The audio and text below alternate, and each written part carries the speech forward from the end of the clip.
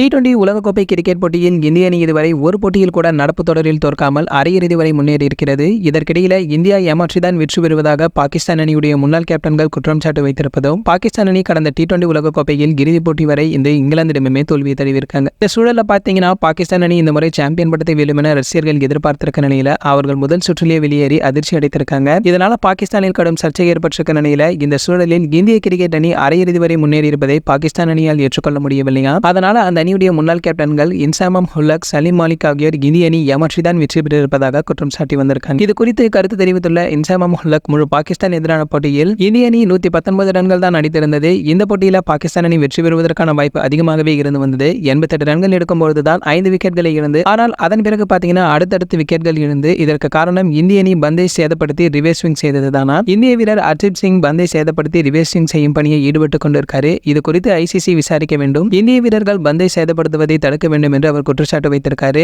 மேலும் ஹர்ப்ரீத் சிங் 15 விக்கெட்களை வீழ்த்திருக்க நிலையில குறிப்பாக அமெரிக்காவிற்கு எதிரான ஆட்டத்தில் வெறும் 9 ரன்களை விட்டுக் கொடுத்து 4 விக்கெட்களை கைப்பற்றியுள்ளார். பாகிஸ்தான் அணியுடைய முன்னாள் கேப்டனின் இந்த குற்றச்சாட்டு அடிப்படை ஆதாரமற்றது. முன்பு போல பந்தை சேதப்படுத்தினால் அதனை ஈஸியாக கண்டுபிடிக்கும் தொழில்நுட்பம் தற்பொழுது இருந்து வருகிறது. மைதானத்தை சுற்றி 360 டிகிரி கேமரா கோணங்கள் இருக்கும் நிலையில பந்தை சேதப்படுத்துவது என்பது முடியாத காரியம். இதனால இந்தியா தொடர்ந்து வெற்றி பெற்று வருவதை ஏற்றுக்கொள்ள முடியாமல் பாகிஸ்தானுடைய முன்னாள் வீரர்கள் வயிற்றெரிச்சலில் பேசுவதாக ரசிகர்களுமே குற்றம் சாட்டி வைத்திருக்காங்க. சரி, ஓகே, இது போன்ற கிரிக்கெட் பற்றி வெளியாகும் அனைத்து செய்திகளை நீங்க உடனே தெரிஞ்சுக்க நம்மளுடைய கிரிக்கெட் நியூஸ் அப்டேட் நம்ம சேனலை சப்ஸ்கிரைப் பண்ணிக்கங்க. பக்கத்தில் உள்ள பெல் ஐகானை கிளிக் பண்ணிட்டீங்கன்னா நீங்க நம்ம வீடியோவை மிஸ் பண்ணாம பார்க்கலாம்.